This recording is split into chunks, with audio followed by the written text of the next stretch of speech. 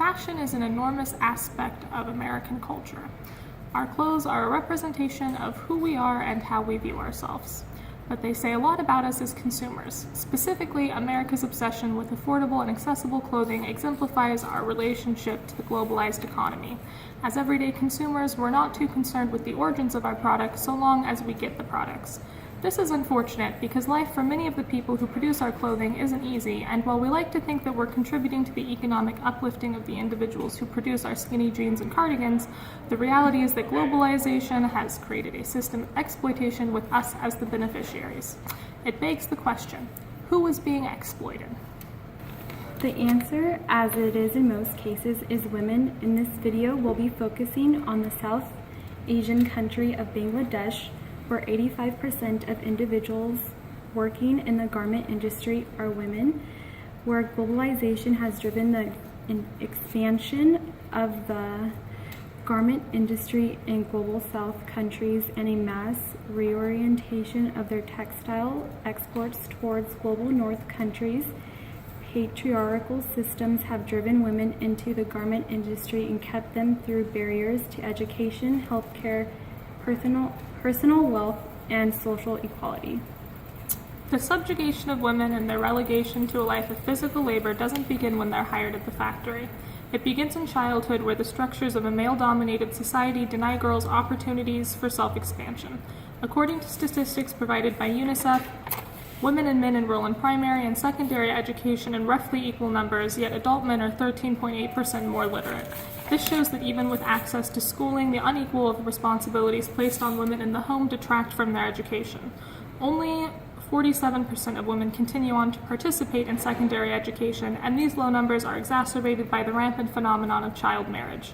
In Bangladesh, 29.1% of women are married by age 15.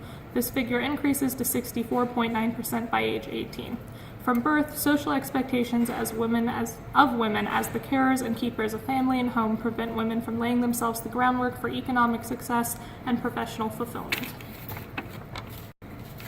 Marriage introduces into women's lives another issue which once again holds them back maternally. 40% of Bangladesh women have their first child by the age of 18. Only slightly more than half of women in Bangladesh receive antenatal care, and only 25.5% of women receive 4 or more visits with a healthcare professional provider during pregnancy. Slightly less than a third of women give birth with a skilled attendant present. The risk of a maternal mortality is 1 in 170. Not only are the processes of motherhood a serious risk to mothers, but children create a persistent need for income which doesn't always allow for continued education and professional advancement. So, what is life like for a worker at a Bangladeshi garment factory? For starters, it is hot. The highest average temperature in Bangladesh at the height of summer is 92.7 degrees, where in Portland, it is 81 degrees. In cramped and poorly ventilated working areas, the heat is a serious risk to health. Sanitation is also an issue. Bathroom breaks are not only infrequent and often monitored, but bathroom areas are often unsanitary. Like bathroom breaks, breaks for meals are short and occur under supervision. Together, the heat, hunger, dehydration, and lack of proper sanitation create a seriously injurious working environment. As you can probably guess, work in garment factories doesn't pay well. The minimum wage in Bangladesh is 32 cents USD an hour. If an American were to work this wage for a standard working year of 2,080 hours, they would make roughly $665.60. Workers don't have much ability to protest this and are often prevented from unionizing. Of over 5,000 textile factories in Bangladesh, less than 300 have unions. It's not just wages that they are unable to negotiate. Quotas, shift length, and work assignments are all off the table for discussion. Workers are often locked into factories and sometimes forced to work excessively long shifts, circumstances which present significant safety hazards and arguably constitute slavery.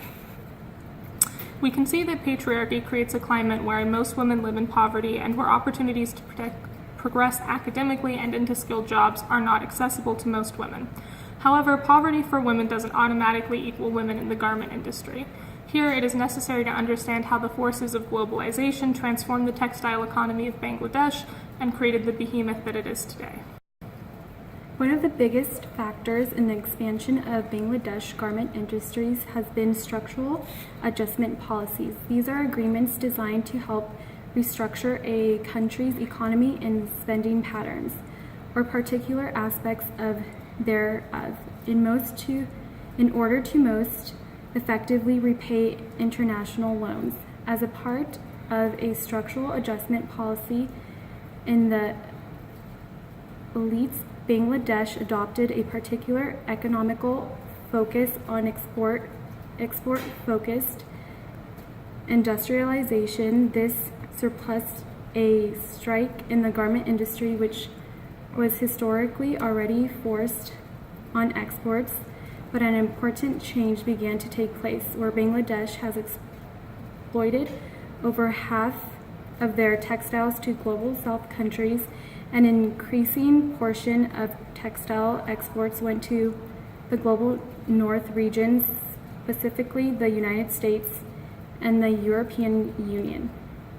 By 2006, 93% of Bangladesh's textiles exports were going to the US and Europe.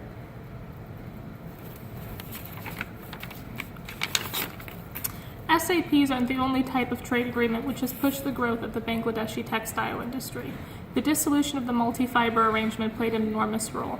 The multi-fiber arrangement was a multinational trade agreement ratified in 1974 which aimed to limit the disruption caused to global textile markets by developing countries. According to the World Trade Organization, the multi-fiber arrangement, quote, provided for the application of selective quantitative restrictions when surges in imports of particular products caused or threatened to cause serious damage to the industry of the importing country, end quote. In 1995, the multi-fiber arrangement was replaced by another agreement which set forth a process to eliminate such restrictions. Consequently, textiles in global south countries boomed.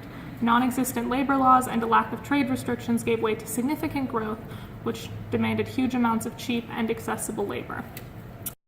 Conveniently, Bangladesh's patriarchal society had created an entire generation of women who lacked both the social privilege to protest their working conditions or the economic privilege to reject it. However, economical policies alone wasn't enough to transfer the nature of Bangladesh's garment industry, where textile production in Bangladesh continues supply the fashion industry of consuming countries created demand. The transaction from a simple driven culture of fashion blouses, jeans, shirts, dresses to a culture of a large wardrobe and more rapidly changing trends called fast fashion create demand for low product cost and quicker turnarounds for products. Ironically, one of the largest forces driven the diversification of clothing styles in West during the latter 20th century was feminism and the world's liberation movement.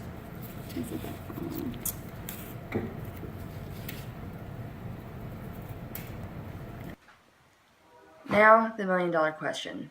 How can we help? How can we, as women, help these women? The easiest solution to the issue is to be more aware shoppers. Obviously, we won't ever quit buying clothing, and most of us do not have the economic privilege to not buy cheap clothes. However, educating oneself about labor conditions, about the world, and understanding the plight of different women globally is a good first step. There is one solution which manages to tackle every issue with the idea of abandoning global south produced apparel. Thrift stores. Buying used clothes not only stimulates the local economy, channeling capital to small businesses, business owners, and charities, but it also eliminates textile waste and draws profit away from brands with unethical labor practices. It's a win-win for everyone involved. In the description box below, we've listed some great thrift stores in the Salem, Portland, Eugene area, which not only sell awesome clothes, but also contribute to good causes. Enjoy!